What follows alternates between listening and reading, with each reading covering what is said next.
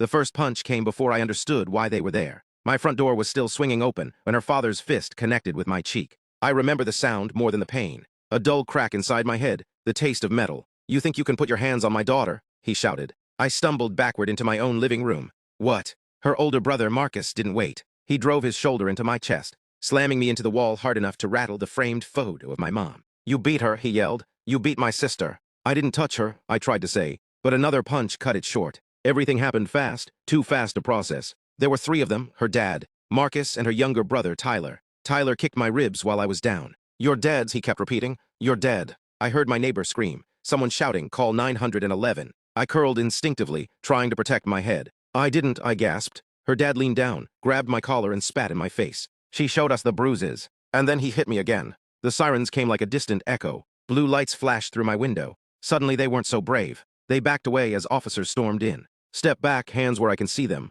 I was on the floor, my vision blurred, my left eye swelling shut. "She hit her," Marcus shouted. "He beat her." I tried to speak, but blood pooled in my mouth. An officer knelt beside me. "Sir, can you hear me?" I nodded weakly. "Did you assault her?" I forced the words out. "No." That was all I could manage before everything went dark. I woke up in the emergency room. St. Mary's Medical Center. Fluorescent lights, the steady beep of a monitor. My ribs felt like shattered glass. A nurse noticed my eyes fluttering. "You're awake," she said softly. "You have a concussion, 2 fractured ribs, deep facial contusions." "Police," I croaked. They took statements. I turned my head slowly. An officer stood near the curtain, notebook in hand. "You're conscious?" he asked. "Yeah." "Her family claims you assaulted her 2 days ago." "I didn't. They say she has visible injuries." "I didn't touch her," I repeated. He studied my face. "You want to press charges for the assault tonight?" I didn't hesitate. "Yes." Her name was Lauren. We'd been dating 9 months. She was funny, thoughtful, gentle. Or at least I thought so. 3 days before I got sent to the hospital,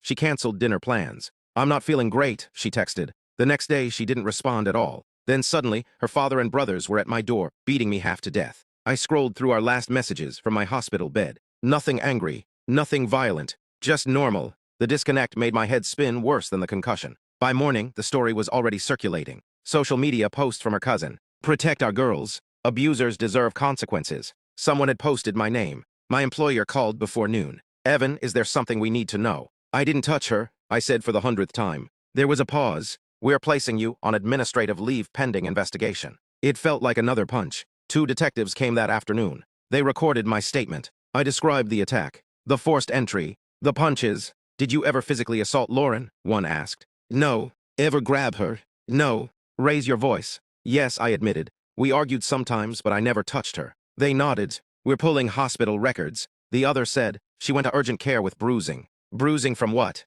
"That's what we're determining." 3 days later, I was released. Bruised, bandaged, angry. The charges against her father and brothers were filed.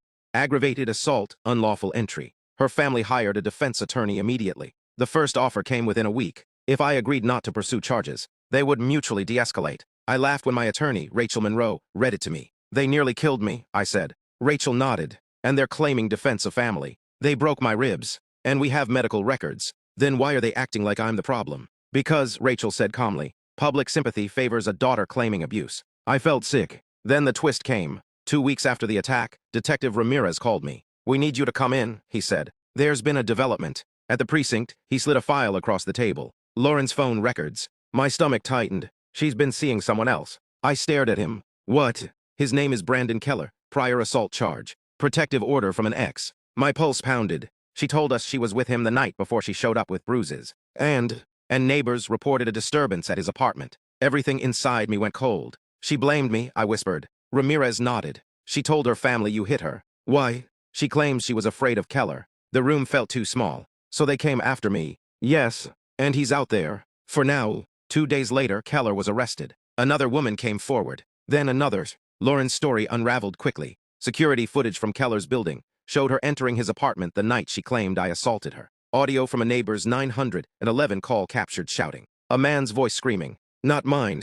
Never mine." The day the truth hit social media was surreal. The same cousins who posted, "Protect our girls," went silent. Comments disappeared. Posts were deleted. But screenshots live forever. My name had been dragged for weeks. And now it was quiet. Lauren tried to call me. I didn't answer. Then her mother called. Then her father. 43 missed calls in one evening. I let them stack up. Rachel called me the next morning. "They want to meet." "For what?" To apologize and ask you to drop the charges. I left. It wasn't funny. They broke my ribs. They're facing serious time. She said, aggravated assault carries up to 5 years. I stared at my healing bruises in the mirror. They didn't even ask me if it was true, I said quietly. I know. They showed up at Rachel's office. Lauren wasn't there. Just her parents and brothers. They looked smaller somehow. Less explosive. Her father couldn't meet my eyes. We were protecting our daughter, he muttered. You were attacking an innocent man, I replied. Marcus shifted uncomfortably. You thought I was weak, I cut in. You thought you could beat me and walk away heroes.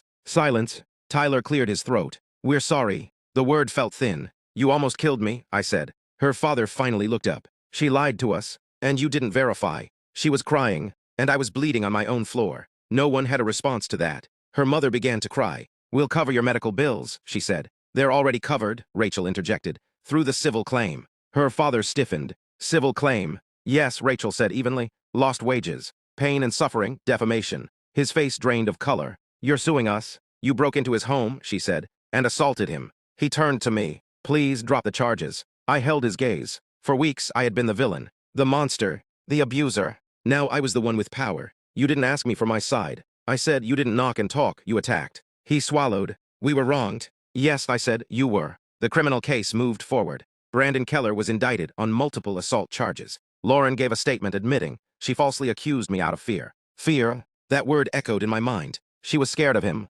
so she sacrificed me. I received a formal written apology from her. I never responded. 3 months later, her father called again. They're offering a plea deal, he said. For you. Yes, probation if you agree to reduce the charges. I leaned back in my chair. What happens if I don't? He exhaled slowly. Prison. I thought about that night. The way they didn't hesitate. The way Marcus kicked me while I was down. The way Tyler kept saying, you're dead. I thought about my mom crying when she saw me in the hospital. About losing my job for a month. About strangers calling me an abuser online. You chose violence without proof, I said. Silence. You don't get to ask for mercy from me now. He started to speak. I hung up.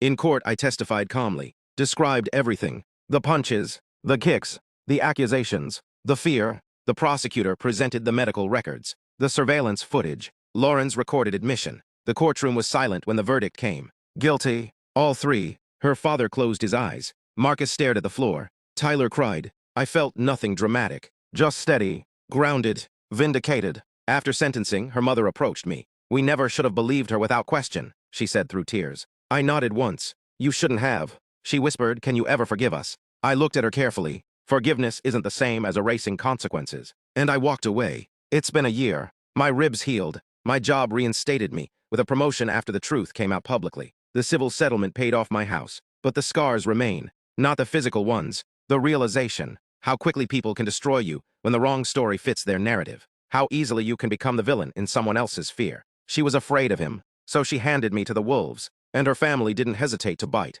Now they beg. Now they apologize. Now they say they were protecting their daughter. But that night, no one protected me.